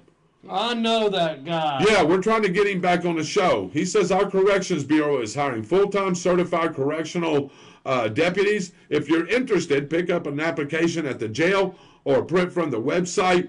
They want you to come join their team, and positions that are available is Deputy Sheriff, Corrections Deputy, Central Control Operator, Communications Officer, Animal Service Officer, Civilian Staff, and so on. Starting salary for a Deputy Sheriff is $53,050, Dave. Damn. Look at, man, yeah, a corrections deputy is making $50. So there's overtime, things like that. I won't get into all that. Just go check out Sheriff Gordon and his website, and it'll tell you all about it. Again, shout out to the Downtown Merchants. So we're compiling a list of potential interviews, and we'd love to have your input. Who is someone in Bradford County that you admire, or even someone that you've always wanted to know their story? Let us know in the comments below, and don't forget to check out the website. So that's going on, and there's some other things there that y'all guys can read about, so I won't spend too much time on that, but the Bradford Connection is where you can get your local information. So we was talking about hydration. It's being real hot out there. So, you know, I was telling Dave that I've really had an inkling for water lately. I never have been a really big-time water drinker, but, buddy, I have been killing it lately. So what to drink when you got heat stress hydration? Water will almost always maintain hydration during work in the heat as long as you eat regular meals to replace the salt lost in sweat. I also want to tell you, I know people say that it ain't good for you. Yeah, it ain't good for you if you don't drink, if you don't follow it with water or drink water with it, and that's Gatorade or Powerade. It brings electrolytes back in your body, but David, you just can't pound Gatorade or Powerade. Why? It's full of sugar. It is. It's full of sugar. It's full of things that really ain't good for you, but there is electrolytes in there, so you need to pound it back with with water. Yes. Pedialyte's the same. Yeah, absolutely. Pedialyte. I drink a lot of that. Electrolyte drink too. Hello, guys. God bless you. USA. Hey, Anthony. What'd you say? Beer. Oh boy. Yeah, there you go. Beer will do it. What about salt tablets? No. They don't recommend you taking salt tablets. In most cases, salt can be replaced by eating normal meals and snacks throughout the day. Don't skip any meals. I'm the world's worst, David, about skipping. I don't eat breakfast. I don't eat breakfast, and that's just because I get up early, and I'm going to be honest with you. You know, I like to sleep in that little bit, and I get lazy, and I just take off. So what do I usually have? I usually have something to drink, you know, a juice or Celsius. I'm still drinking those things. and not as much, but something like that. And then I get to work, and if I haven't taken my medicine, or if I've taken my medicine the night before real early, I can feel the low blood sugar at times. So I have to get me like a cracker or something. You know what I mean? Yeah, just something to put you something to that effect. What about caffeine? The amount of caffeine in tea, coffee, and soft drinks probably will not have an effect on your overall hydration. So I wouldn't say pound tea and coffee and soft drinks all day, but it wouldn't hurt you to have one or so. What to avoid? What did I just say? Energy drinks contain much more caffeine than standard servings of coffee, tea, or soft drinks. Yep. Drinking several energy drinks per day can raise your caffeine levels enough to affect your heart. High caffeine levels can be risky when added to the strain placed on your body by heat. Many energy drinks contain as much or more sugar as soft drinks, which adds hundreds of extra calories to your diet. Byron, you were talking about beer. Well, Dave, I hate to disappoint Byron. Alcohol can cause dehydration. Huh. Well, Byron, better not drink those beers. Drinking alcohol within 24 hours of working in the heat can increase the risk of heat illness. Do I need sports drinks? In general, eating regular meals with adequate water intake is sufficient enough to maintain water and electrolyte balance, which we just talked about. For prolonged sweating lasting several hours, sports drinks with balanced electrolytes are another option to replace the salt lost in the sweat.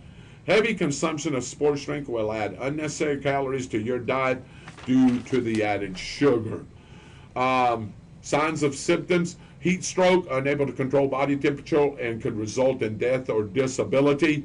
Heat exhaustion, that's the body's response to excessive sweating. I've had these: heat cramps, muscle pains associated with physical labor in hot environments, and a heat rash, skin irritation produced by excessive sweating. There's different things. I would advise you to pull these up. So in case you ever know that somebody that has heat stroke, heat exhaustion, heat cramps, heat rash, you know what to do for those people. So I will be reading this consistently. You know what your urine should look like when you're hydrated. It should almost be a clear urine. If you're really dehydrated, it will be almost an orange color urine, and it almost looks like going into like a blood color. It's really dark, and that ain't good for your kidneys because your kidneys are straining to get that urine out. And I would just suggest you stay hydrated. Couple of other things. The weather, Dave, we'll hit that as it's 10 minutes till 9. Let me get to my little buddy's weather forecast. Austin Stevens, here we go. Boy, he's got a weather report here, brother, that's for sure. Man, goodness, Dave, it goes up here for a mile. Forecast for the local area tonight, mostly clear. Lows in the lower 70s. East winds 5 to 10 miles per hour in the evening, becoming light and variable. Wednesday, mostly sunny, patchy fog in the morning. A slight chance of showers. How about that? We need them. And thunderstorms in the afternoon. Highs in the upper 90s. Yikes. Southeast winds 5 to 10 miles an hour with a gust of up to 20. So you may get a little breeze here and there. Chance of rain 20%. Heat index, David, we've been talking about it. 105 tomorrow, brother. Be safe. Wednesday night, mostly clear. A slight chance of showers after midnight. Lows in the lower 70s. Southeast winds 5 to 10 miles an hour. Chance of rain 20%. Thursday, sunny. A slight chance of showers in the morning, then showers and thunderstorms likely in the afternoon. Highs in the mid-90s. Southeast winds 5 to 10 miles per hour. Chance of rain. Listen to this, Dave. 70%. We need it. And what day is that? Thursday. Thursday. Then Thursday night. Partly cloudy. Showers and thunderstorms likely in the evening. Then a slight chance of showers after midnight. Lows in the lower 70s. Chance of rain 70%. Friday, mostly sunny. A chance of showers in the morning. Then showers and thunderstorms in the afternoon. Highs in the lower 90s. Chance of rain 80%. Friday night, partly cloudy with a chance of showers, thunderstorms likely, mainly in the evening. Lows in the lower 70s. Chance of rain, David, again. Friday night, 70%. Saturday and Sunday, partly cloudy, showers and thunderstorms, highs in the lower 90s, lows in the lower 70s. Chance of rain on those days, David, 80%. So we have chances for rain, and we need it. The water tables are very low here right now. We need that rain. We need that moisture. That's next week or this? This one. Yep. So this coming, for the rest of the week. Tony, if you're on, forecast for Tallahassee, Florida, and surrounding areas. Tonight, partly cloudy, lows in the mid-70s, south winds around 5 miles an hour this evening, becoming light and variable. And I'll go into the weekend. I don't want to read everything here, even though Austin did a great job Saturday and Sunday. Partly cloudy. Well, let me go back here. Showers and thunderstorms likely, high in the lower 90s, low in the lower 70s. Chance of rain 70%. So we have showers. Mobile, Alabama, about the same thing. Though the winds are a little bit down there. And so if Renee and anybody's watching, you're going to have about the same weather. Active systems, the National Hurricane Center is issuing advisories on newly formed Tropical Storm Andrea, located in the central Atlantic. Be aware of that. Tropical cyclone formation is not expected during the next 7 days. Thank you, Austin, for that weather report. If you want a more detailed report or get a more detailed picture of what your weather will look like, please go visit Austin's Weather Service. He's on Facebook. He's on YouTube. He's on most social media outlets, but go to Austin's Weather Service, and you can pick up a great forecast there. David, it's been an entertaining show. It's been a good one. I want to thank everybody for tuning in. Byron, I wish you would have been here. Thank you for chiming in. Thank you for your comments. It's really helped, and it was greatly appreciated. And you're right. I do need to eat breakfast. There are sort of bars out there, and I've seen some of the bars that you got, and your mom got me some before. I've finished those off, but yeah, an energy bar or something like that I do need to put away. But, like I said, I'm trying. I don't even think about it until, like I said, I get to work. Now I'm involved in my work, and, I got to wait to pick up a snack. So, anyway, thank you, guys. We've got a lot more to discuss on our next show. Hopefully, Byron is back and in good health.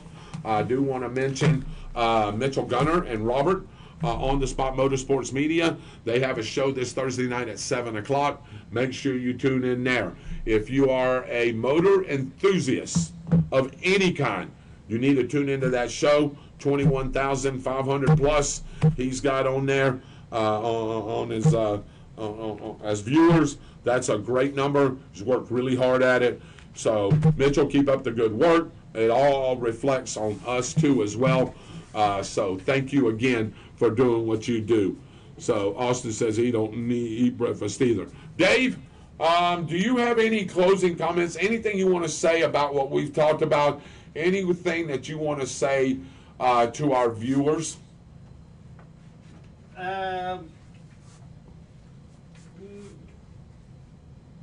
Just glad that you all tune in and check out Spread the the show. word. Yeah.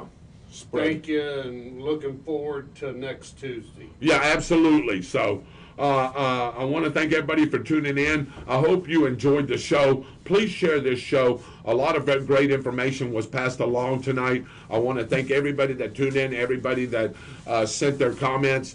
Thank you very much. Again, this show is for you, the viewers, and we appreciate when you tune in. Me and Byron's always said, we're just the oar in the water, man. We're just steering the ship. You know what I mean, Dave? It's driven. The show is driven by you guys and you guys participating within our show. Again, thank you for watching. I hope you have a great rest of your night. I hope you have a great week. I hope you have a great weekend. And then next week we'll be looking forward to July the 4th. We'll probably have some kind of little thing for July the 4th, since we won't be on the air when July the 4th happens. But again, thank you. God bless you. We love each and every one of you. On behalf of the missing Byron Bagwell, the missing Austin Stevens, Dave Holland, always directing and producing the show. I want to thank him for what he does.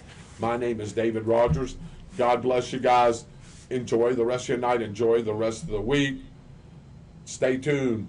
Next week, same bat time, same bat channel. God bless. Peace out.